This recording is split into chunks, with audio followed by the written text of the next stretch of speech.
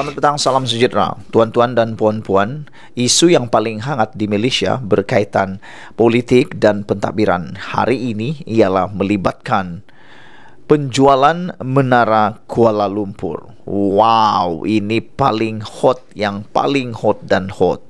Dan saya terkejut dalam melihat komen-komen di Twitter, dalam Facebook dan media sosial menulis, mungkinkah selepas Menara Kuala Lumpur, adakah Kuala Lumpur juga akan dijual?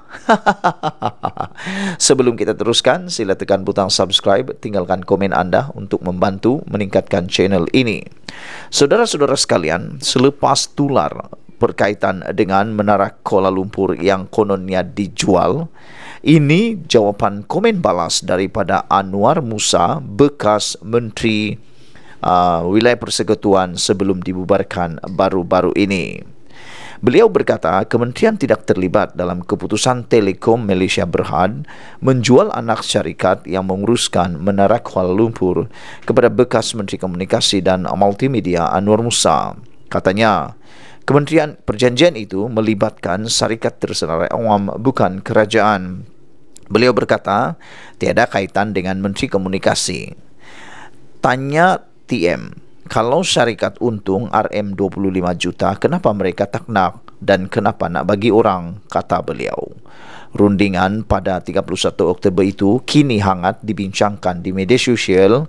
Telekom dikatakan menjual 10 juta saham dalam Menara Kuala Lumpur Sdn Berhad. Sebelum ini, tular dakwaan TM melepaskan pegangan kepada syarikat yang kurang dikenali iaitu Hydro Shopee Sdn Berhad. Ia menimbulkan tanda tanya, memandangkan Menara Kuala Lumpur Sdn Berhad adalah syarikat yang amat menguntungkan. Seorang pengguna Twitter antaranya mendakwa Menara Kuala Lumpur Sdn Berhad sudah menjadi cash flow atau perniagaan yang memberikan keuntungan konsisten. Katanya syarikat itu membuat untung RM66 juta dengan 25 juta untung bersih. Menurut semakan dengan sistem Suruhanjaya Syarikat, Hydro Shopee didaftarkan pada 2008 dengan modal keseluruhan RM1 juta. Malaysia kini sudah menghubungi unit media TM dan sedang menunggu maklum balas mereka. Menteri Komunikasi dan Digital Fahmi Fadzil yang menggantikan Anwar berkata, kementerian akan mengeluarkan kenyataan tidak lama lagi. Dan saudara-saudara sekalian, ini kenyataan terkini daripada Kementerian Multimedia, iaitu Fahmi Fadzil. Beliau berkata, Menteri tawar kerjasama penuh jika isu jual Menara Kuala Lumpur akan disiasat.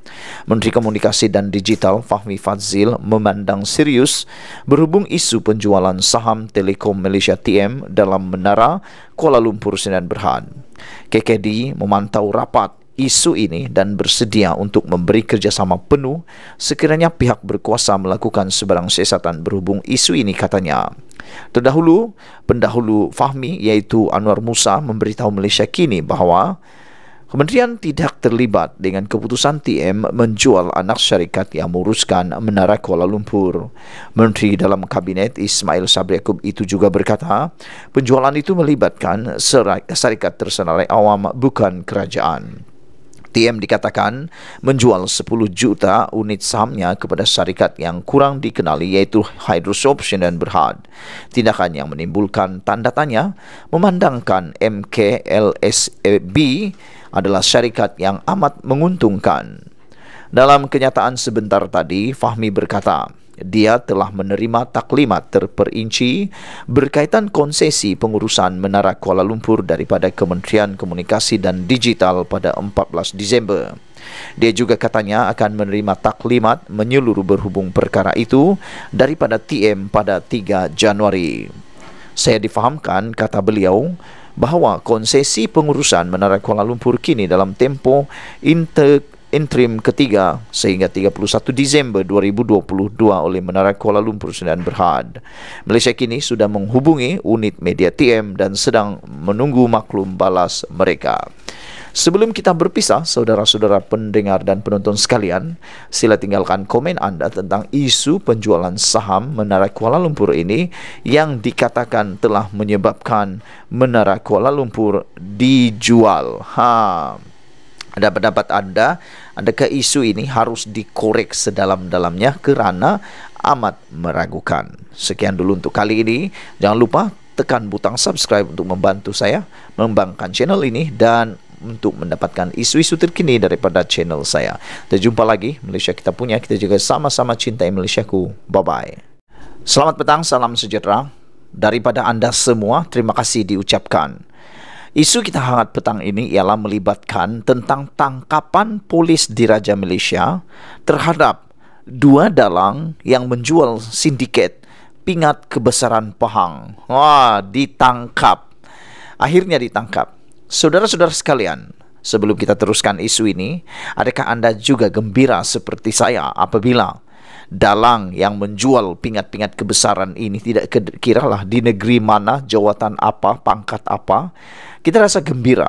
Kerana saban tahun, saban hari, saban-saban, hampir setiap waktu kita mendengar kononnya banyak jawatan-jawatan, pangkat-pangkat yang diperoleh itu ada yang dibeli. Kita tak punya bukti. Kita hanya diam, kita hanya dengar, kita hanya dengar, dan kita hanya dengar, dan kita hanya dengar menanti. Manalah tahu, tiba-tiba ada tangkapan dan ada bukti menunjukkan memang ada yang menjual pingat kebesaran. Akhirnya, hari ini, PDRM, Polis Diraja Malaysia, mengumumkan telah menangkap 2 dalang jual pingat kebesaran Pahang. Sebelum kita teruskan, kamu tolong tinggalkan komen dalam ruangan komen anda. Apakah pada pendapat anda, apakah hukuman yang patut dikenakan kepada dalang penjual pingat kebesaran ini? Pada pendapat saya, lebih baik mereka dipenjarakan seumur hidup kerana telah memalukan bukan sekadar Malaysia, bukan sekadar kerajaan, tetapi telah memalukan institusi diraja. Saudara-saudara sekalian, hari ini Polis Pahang berjaya menahan 2 kaki tangan pejabat setiausaha kerajaan negeri SUK kerana dipercayai terbabit dalam aktiviti menjual pingat dan darjah kebesaran. Ini yang paling kita tak suka. Sehingga ada dari kalangan yang dilantik itu menunjukkan teladan yang tak baik. Penahanan suspek berusia 30 tahun dan 36 tahun itu dibuat selepas polis menerima laporan daripada salah seorang kaki tangan pejabat SUK pada Oktober tahun lalu.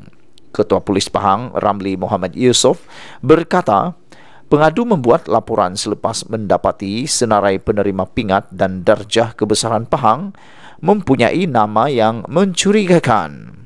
Dia juga mendapati ada antara nama tersebut tidak ada dalam senarai induk, bahagian istiadat dan pengurusan majlis rasmi pejabat SUK Pahang. Katanya, kedua-dua suspek terbabit ditahan di sekitar Kuantan pada pagi tadi. Suspek pertama berusia 36 tahun, bekerja sebagai pembantu operasi di Pejabat Setiausaha SUK Pahang dan dipercayai memasukkan 26 nama individu dalam senarai penerima darjah kebesaran dan pingat Pahang. Suspek kedua pula yang berusia 30 tahun dan bekerja sebagai kontrak sebagai pembantu takbir di pejabat sama dan dia dipercayai memasukkan 3 nama dalam sistem pengurusan darjah kebesaran dan pingat negeri Pahang, katanya dalam sidang media di Kuantan hari ini. Ramli memaklumkan suspek terbabit menyalahgunakan kod pengenalan diri bagi mengakses sistem berkenaan dan memasuai senarai asal penerima pingat dan darjah kebesaran negeri berkenaan. Katanya, sistem itu adalah bagi senarai penerima darjah kebesaran bergelar Datuk dan Datuk Seri. Semua nama 29 individu berusia 40 hingga 60 tahun yang dimasukkan dalam senarai itu juga sudah ditahan bagi membantu siasatan. Siasatan terhadap kedua-dua suspek dilakukan mengikut Seksyen 5 dalam kurungan 1 Akta Jenayah Komputer 1997, Akta 563 dan mereka didakwa di Mahkamah Seksyen Kuantan esok, katanya lagi. Menurut Ramli, setiap individu yang berurusan dengan kedua-dua suspek dikenakan bayaran antara RM80.000 sehingga RM150.000 bagi tujuan disenaraikan dalam sistem berkenaan untuk menerima pingat dan darjah kebesaran. Saudara-saudara sekalian, sebelum kita berpisah, sila tinggalkan komen anda, apa pendapat anda dengan hukuman mereka nanti. Kita berharap hukuman yang diberikan setimpal dan paling berat untuk dalang yang menjual darjah kebesaran ini, kerana ianya bukan saja telah memalukan institusi raja, tetapi juga telah memalukan sistem kenaikan atau pemberian pangkat di negeri Pahang. Semoga dengan penangkapan ini lebih banyak penipuan, lebih banyak keburukan yang jahat seperti ini dapat didedahkan, dan semoga dengan penangkapan ini akan ada ketelusan yang lebih telus dalam pemilihan darjah kebesaran, penganugerahan atau pengurniaan darjah-darjah kebesaran kepada semua rakyat di Malaysia, dan yang diberikan itu adalah mereka yang benar-benar layak, yang benar-benar layak, bukannya diberi atas kepentingan peribadi. Sekian dulu untuk kali ini. Jangan lupa tekan butang subscribe. Malaysia kita punya, kita juga sama-sama cintai Malaysiaku. Bye-bye.